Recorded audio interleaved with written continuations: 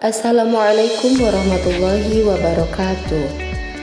Perkenalkan, kami dari kelompok 1 yang akan membahas tentang penyelesaian wan prestasi pada PT CGS CIMB Niaga dengan nasabah, serta proses penyelesaian melalui jalur non-litigasi yaitu arbitrase. Kami akan memaparkan fakta-fakta kasus, analisis kasus, dan solusi penyelesaiannya sesuai prinsip syariah. Baiklah, yang pertama yaitu mengenai latar belakang kasus.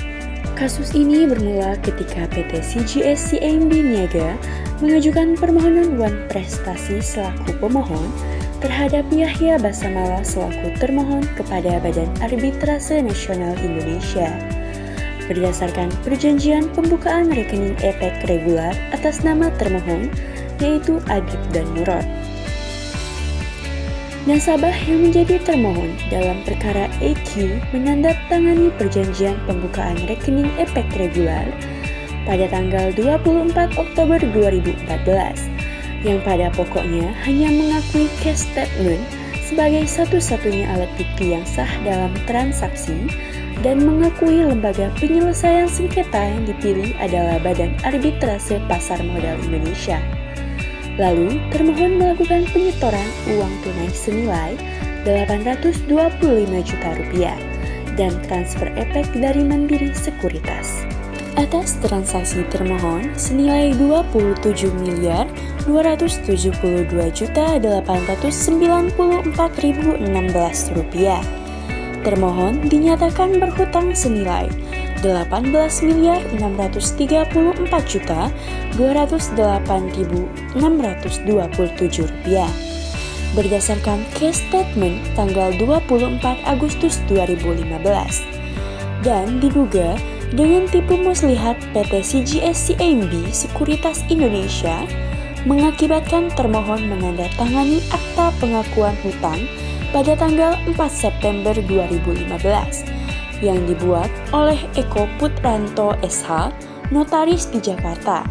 Padahal transaksi tanggal 24 Agustus 2015 tidak ada atau tidak pernah ada dan tidak pernah dicatat dalam cash statement yang diterbitkan oleh pemohon sendiri, atau dengan kata lain, APH tersebut diduga adalah fiktif. Adib membuka akun dan menandatangani perjanjian pembukaan rekening EPEK reguler pada tanggal 24 Desember 2014 yang pada pokoknya hanya mengakui cash statement sebagai satu-satunya alat bukti yang sah dalam transaksi dan mengakui BAPMI sebagai lembaga penyelesaian sengketa yang dipilih. Sedangkan Murad membuka akun dan menandatangani perjanjian pembukaan rekening EPEK regular pada tanggal 29 Januari 2015 yang pada pokoknya hanya mengakui cash statement sebagai satu-satunya alat bukti yang sah dalam transaksi dan hanya mengakui BAPMI sebagai lembaga penyelesaian sengketa yang dipilih. Termohon terkejut karena akun Adib dan Murad menjadi hilang dan digabungkan dengan akun termohon.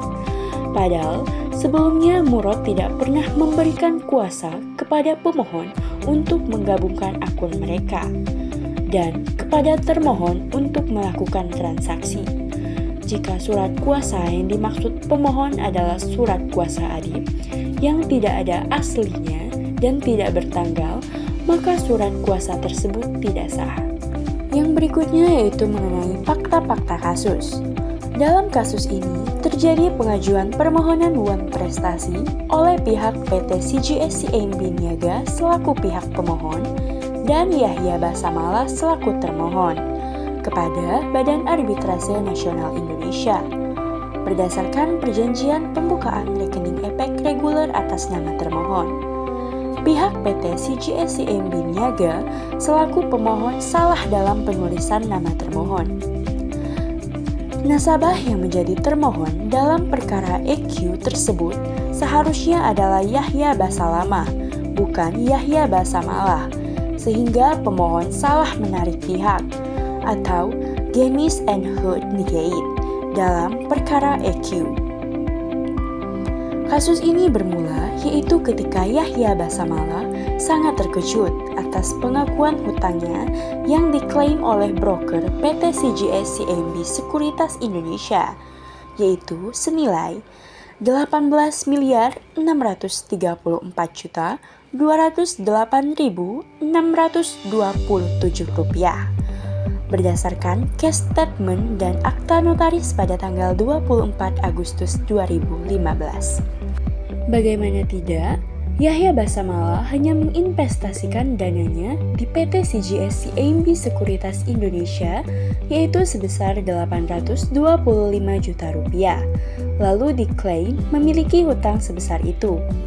Sementara dalam realisasinya, apabila seorang investor hanya memiliki dan menginvestasikan dana sebesar 825 juta rupiah, dia hanya diberikan jaminan atau pinjaman 65% dari modal awalnya. Selanjutnya yaitu kita akan membahas tentang analisis hukum. Dalam menganalisis kasus tentang wan prestasi ini, kasus ini mengacu pada hukum Islam terkait transaksi keuangan syariah, khususnya wan prestasi dengan APH fiktif, berdasarkan fatwa DSN MUI, undang-undang dan regulasi OJK yang akan dijelaskan di pembahasan ini. Di sini kami mengambil dua peraturan undang-undang yang relevan. Ada Undang-Undang Nomor 21 Tahun 2008 dan Undang-Undang Nomor 8 Tahun 1995. Undang-Undang Nomor 21 Tahun 2008 adalah peraturan yang mengatur tentang perbankan di Indonesia. Undang-undang ini bertujuan untuk memberikan landasan hukum bagi kegiatan perbankan yang beroperasi berdasarkan prinsip syariah sesuai dengan hukum Islam. Beberapa poin penting dalam Undang-Undang Nomor 21 Tahun 2008 yaitu ada prinsip syariah yang mengatur bahwa bank syariah harus beroperasi berdasarkan prinsip syariah, yaitu bebas dari riba, transaksi yang mengandung ketidakpastian, serta aktivitas yang terkait dengan hal-hal haram. Kemudian ada jenis usaha.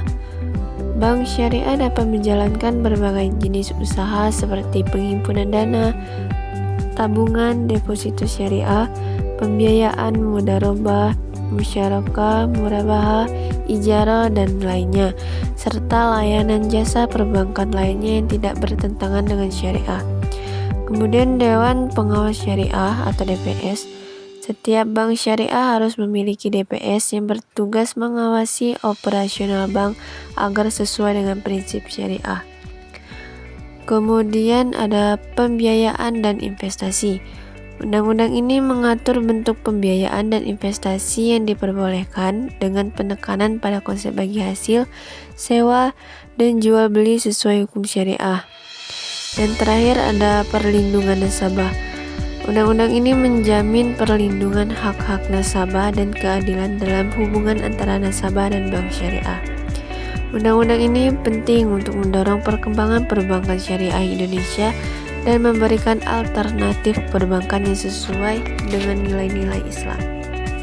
Undang-Undang Nomor 8 Tahun 1995 yang mengatur tentang pasar modal di Indonesia. Undang-undang ini dikeluarkan untuk menciptakan landasan hukum yang kuat bagi pengelolaan dan pengawasan pasar modal, serta melindungi investor dan masyarakat yang terlibat dalam transaksi pasar modal. Undang-Undang Nomor 8 Tahun 1995 ini berperan penting dalam membangun kepercayaan dan integritas pasar modal di Indonesia, serta mendorong partisipasi masyarakat dalam investasi dan penggalangan modal untuk perusahaan. Yang selanjutnya yaitu peraturan menurut fatwa DSN MUI. Yang pertama yaitu fatwa nomor 96 DSN MUI bab 4 tahun 2016. Yang kedua fatwa nomor 106 DSN MUI bab 10 tahun 2016. Yang pertama yaitu fatwa DSN MUI yang mengatur tentang wan prestasi dalam lembaga keuangan syariah adalah fatwa nomor 96 DSN MUI bab 4 tahun 2016. Fatwa ini membahas tentang tanggung jawab dan konsekuensi yang dihadapi oleh pihak yang mengalami prestasi dalam akad syariah serta mekanisme penyelesaiannya. Selanjutnya yaitu fatwa DSN MUI yang mengatur tentang cash statement fiktif dalam lembaga keuangan syariah adalah Fatwa nomor 106 DSN MUI bab 10 tahun 2016. Fatwa ini membahas praktik-praktik yang tidak sesuai dengan prinsip syariah, termasuk pengelolaan dana dan laporan keuangan yang tidak transparan. Yang terakhir yaitu dari peraturan OJK yang relevan, ada peraturan OJK nomor 59 POJK nomor 5 tahun 2016 dan peraturan OJK nomor 36 POJK nomor 3 tahun 2016. Yang pertama yaitu kita akan bahas mengenai peraturan OJK nomor 59 POJK nomor 5 tahun 2016, yaitu tentang lembaga keuangan syariah yang mengatur tentang ketentuan umum dan prinsip-prinsip operasional lembaga keuangan syariah termasuk laporan keuangan. Yang kedua yaitu peraturan OJK nomor 36 POJK nomor 3 tahun 2016 menjelaskan tentang manajemen risiko bagi bank umum syariah dan unit usaha syariah yang mencakup aspek pengelolaan risiko, termasuk risiko operasional yang dapat mencakup laporan keuangan yang tidak akurat. Selanjutnya ada penyelesaian kasus. Penyelesaian kasus melalui arbitrase. Sengketa ini kemudian dibawa ke arbitrase syariah melalui Badan Arbitrase Syariah Nasional atau Basarnas. Proses ini melibatkan yang pertama, tinjauan kasus. Kasus ini berkaitan dengan dugaan pembuatan akta pengakuan hutang fiktif oleh broker PT CGS CIMB Sekuritas Indonesia. Berdasarkan laporan, terdapat indikasi penyalahgunaan wewenang dan penipuan yang merugikan pihak-pihak terkait. Untuk menyelesaikan sengketa ini secara adil dan sesuai dengan prinsip-prinsip syariah, maka proses arbitrase syariah menjadi pilihan yang tepat. Yang kedua ada tahapan penyelesaian melalui arbitrase syariah, memiliki 3 tahapan. Tahapan yang pertama, persetujuan penyelesaian melalui arbitrase syariah.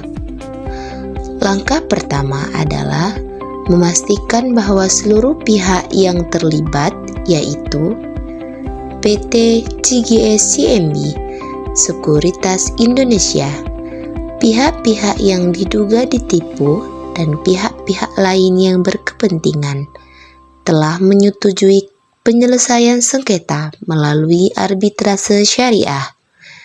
Persetujuan ini dituangkan dalam perjanjian arbitrase yang memuat ruang lingkup sengketa, prosedur, dan aturan-aturan yang disepakati bersama.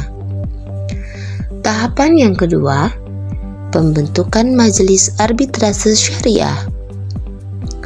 Setelah persetujuan tercapai, para pihak akan memilih arbiter-arbiter yang memenuhi kualifikasi, yaitu memahami hukum Islam dan memiliki integritas moral yang baik.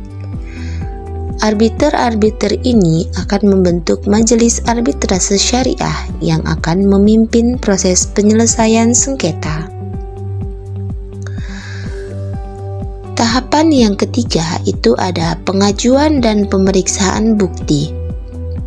Pada tahap ini, para pihak mengajukan bukti-bukti yang relevan seperti dokumen transaksi, rekaman, kesaksian, dan lain-lain. Majelis arbitrase akan memeriksa dan menilai bukti-bukti tersebut berdasarkan prinsip-prinsip pembuktian dalam hukum Islam. Jika diperlukan, majelis dapat memanggil saksi tambahan atau meminta penjelasan lebih lanjut dari pihak-pihak terkait. Selanjutnya, pertimbangan hukum dan putusan. Setelah memeriksa bukti-bukti, majelis arbitrase akan mempertimbangkan dalil hukum Islam yang relevan. Mereka akan melakukan ijtihad atau interpretasi untuk menentukan keabsahan transaksi dan kewajiban-kewajiban para pihak sesuai dengan prinsip syariah. Putusan arbitrase harus didasarkan pada pertimbangan yang jelas dan dituangkan dalam bentuk tertulis. Yang kelima, pelaksanaan putusan. Putusan arbitrase syariah bersifat final dan mengikat para pihak. Mereka wajib melaksanakan putusan tersebut dengan ijtihad baik. Jika ada yang tidak mematuhi, dapat dimintakan penetapan eksekusi melalui pengadilan agama. Baiklah, yang selanjutnya, prinsip-prinsip penting dalam arbitrase syariah. Dalam proses arbitrase syariah, terdapat beberapa prinsip penting yang harus diperhatikan, yaitu: yang pertama, keadilan. Proses arbitrase harus dilakukan secara adil dan transparan, tanpa diskriminasi terhadap pihak manapun. Yang kedua, kepatuhan syariah. Seluruh tahapan dan putusan harus sesuai dengan prinsip-prinsip dan ketentuan hukum Islam, seperti menghindari riba, gahar, dan unsur-unsur yang dilarang. Yang ketiga, integritas arbiter.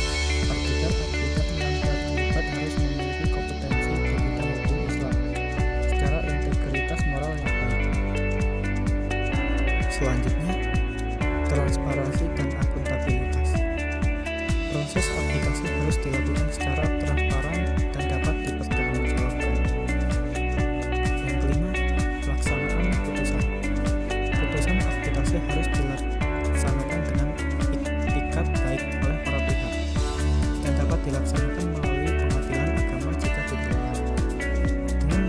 Dengan menetapkan prinsip-prinsip tersebut, diharapkan penyelesaian kasus ini melalui arbitrase syariah dapat memberikan keadilan dan solusi yang sesuai dengan hukum Islam. Yang selanjutnya adalah kesimpulan dan rekomendasi. Yang pertama itu kesimpulan. Dari kasus Wan Prestasi pada PT CGS CIMB Niaga, Yahya Basamala menginvestasikan dananya pada PT CGS CIMB Sekuritas Indonesia senilai 825 juta rupiah, namun diklaim memiliki hutang sebesar 18.634.208.627 rupiah. Sedangkan bahwa ketika investor menginvestasikan dana sebesar 825 juta rupiah, maka dia hanya diberikan jaminan atau pinjaman dari modal awalnya. Akibat hukum permohonan pemohon yang salah menarik pihak Gemis Aan Hoeda Nikheit berdasarkan pasal 8 angka 3 adalah permohonan pemohon haruslah dinyatakan tidak dapat diterima atau dalam istilah hukum lebih dikenal dengan no niet onafhankelijke verklaard. Maka kasus ini kemudian diselesaikan melalui Badan Arbitrase Nasional Indonesia dan perkara arbitrase tersebut telah terdaftar dalam perkara nomor 42048-8-ARB/BANI/2019. Dari kasus ini dapat disimpulkan bahwa arbitrase syariah adalah mekanisme yang efektif untuk menyelesaikan sengketa di lembaga keuangan syariah dengan tetap menjaga prinsip-prinsip syariah.